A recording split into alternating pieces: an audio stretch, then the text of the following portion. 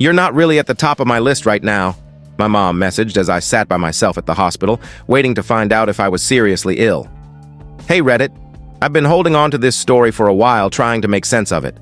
It's the kind of thing that feels like it belongs in a movie, but when it's your life, it's just heavy. Like a weight you didn't realize you were carrying until it finally breaks you.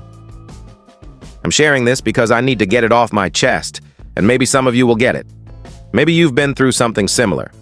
About a year ago, I was sitting alone in a hospital room, surrounded by the hum of machines and the sharp smell of antiseptic. My phone was in my hand, my heart was racing, and I was waiting for test results that could have turned my world upside down. I was scared, terrified really, and in that moment, I did something I hadn't done in years. I reached out to my mom. I typed out a simple text. Hey, I'm in the hospital. Not sure what's going on, just thought you should know. I hit send and waited, staring at the screen, hoping for a call, a message, anything to make me feel like I wasn't facing this alone. 12 minutes later, her reply came through. You're not really at the top of my list right now. No. Are you okay? No. I'm coming. Just those words, cold and sharp, like a slap I didn't see coming. That text didn't just hurt me, it changed everything. Let me tell you how it all happened. To understand why those words cut so deep, you need to know about me and my mom. I'm 23 now, but growing up, our relationship was like walking on a tightrope. One wrong step, and I'd fall into her silence or her disapproval. My mom wasn't the yelling type, not the kind of parent you'd see in a dramatic TV show. Her weapon was quieter, indifference. She had this way of making you feel like you were an inconvenience, like your needs were a chore she didn't sign up for. When I was a kid, I tried so hard to be what she wanted. The good daughter, the one who didn't make a fuss. I remember being 8 years old, coming home from school crying because some kids had made fun of my glasses. I just wanted a hug, you know? But she looked at me, sighed, and said, "You're too sensitive. Toughen up." I went to my room and cried into my pillow instead. Another time, when I was 13, I had a big moment. I'd been chosen for a lead role in our school play. I practiced my lines for weeks, imagining her in the audience, finally proud of me. I begged her to come, and she promised she would. The night of the play, I peeked out from behind the curtain, scanning every face in the crowd. She wasn't there. Later, she told me she had a work thing. No apology, just an excuse. I stopped asking her to show up after that. It wasn't that she was a bad person. She paid the bills, kept the house running, made sure I had food. But if I needed her emotionally, if I needed her to see me, she was always somewhere else. Her love came with rules. Be quiet, be perfect, don't ask for too much. And if you broke those rules, you got silence. Or worse, a passive-aggressive comment that made you feel like you were the problem. By the time I was 19, I couldn't stay in that house anymore. It felt like I was suffocating, always shrinking myself to fit her expectations. So I moved out, got a job at a local bookstore, and rented a tiny apartment with a friend. I built a life I liked, friends, a routine, a sense of freedom. But deep down, I still wanted her to care. I still wanted to be the daughter she'd choose. Fast forward to last year. I hadn't been feeling right for a while. I was exhausted all the time, like my body was running on empty. I'd get these dizzy spells that made the room spin, and a couple of times I had nosebleeds that came out of nowhere. I told myself it was nothing, stress maybe, or not eating enough. I'm young, I thought. I'm fine. But then one day at work, I collapsed. I was shelving books, and the next thing I knew, I was on the floor, my coworker shaking me awake. They called an ambulance, and I ended up in the ER, hooked up to monitors with an IV in my arm. The doctor came in, her face serious, and told me they were running tests for a blood disorder. They needed to rule out something serious, maybe leukemia, maybe something else. That word, leukemia, felt like a punch to the gut. I was 22. I wasn't ready to hear that. I sat there in that hospital bed, the fluorescent lights buzzing above me, the room cold and sterile. The monitors beeped, and every sound felt like it was counting down to bad news.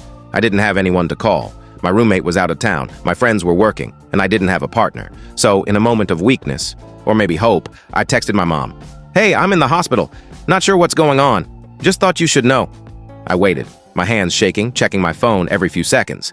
5 minutes passed. 10. I told myself she was busy, she'd reply soon. Maybe she'd call. Ask what was wrong. Tell me she was on her way. At the 12-minute mark, my phone lit up. Her text popped up on the screen. "You're not really at the top of my list right now." I read it once, then again, trying to make sense of it. My mom, the person who was supposed to love me more than anyone, had just told me I wasn't important. Not while I was sitting in a hospital bed, scared I might be sick. Really sick. I felt my chest tighten, my eyes burn. I wanted to cry, but I couldn't. I just felt empty. I put the phone down and stared at the ceiling. The nurse came in to check my IV, and I think she saw something in my face because she asked if I was okay. I nodded, but I wasn't.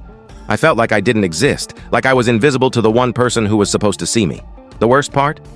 That text didn't even surprise me. Deep down, I'd always known she wouldn't show up. I'd spent my whole life preparing for it, tiptoeing around her, hoping one day she'd choose me.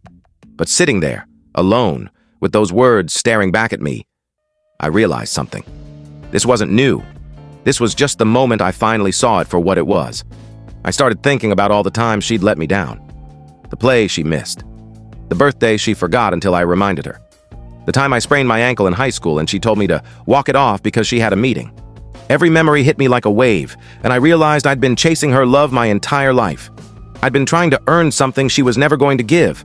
I wanted to text her back. I wanted to scream, to ask her why I wasn't enough, why I never had been.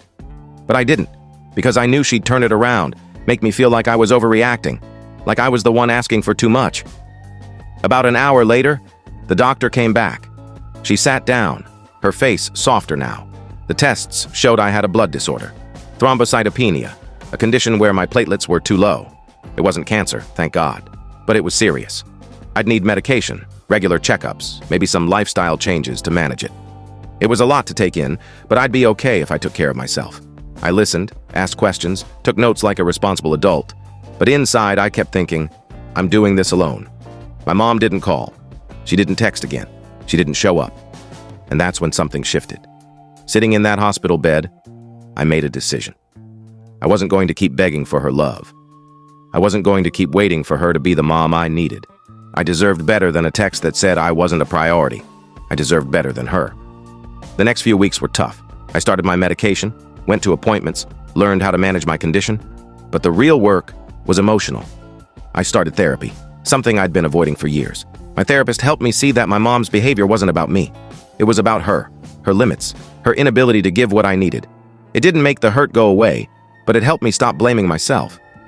I also started noticing the people who did show up. My coworker, Sarah, who brought me coffee and sat with me during my first follow-up appointment. My roommate, who made me laugh when I was too tired to get out of bed. Even the nurse from that day in the hospital, who gave me an extra blanket and said, "You're stronger than you think." Those small moments showed me what care really looks like. It's not grand gestures or empty promises. It's the people who sit with you, who listen, who make you feel like you matter. I haven't cut my mom off completely. We still talk sometimes, but it's different now. I don't expect her to show up. I don't tell her when I'm struggling. The last time we spoke, she acted like nothing happened. She sent a text saying, "Hope you're doing okay. Work's been crazy." I didn't reply. Not because I was angry, but because I didn't need to. I'm done chasing her. Reddit. I'm still a work in progress. My health is better, but it's a journey. Some days I feel strong, like I've finally found my footing.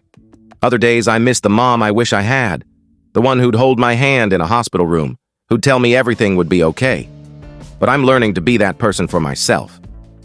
If you're reading this and you've ever felt like you're not enough for the people who should love you, whether it's a parent, a partner, or anyone else, I want you to know something. It's not you. You are enough. You deserve people who see you, who show up when you need them, who make you feel like you're a priority. I'm building that now, a life with people who care. Friends who text me just to check in. A therapist who helps me make sense of the past. And most importantly, I'm learning to show up for myself, to give myself the love I spent so long looking for in someone else. Thanks for listening, Reddit. This was hard to write, but it feels good to let it out. Has anyone else been through something like this? How did you deal with it? How do you move on when the person who's supposed to love you the most doesn't?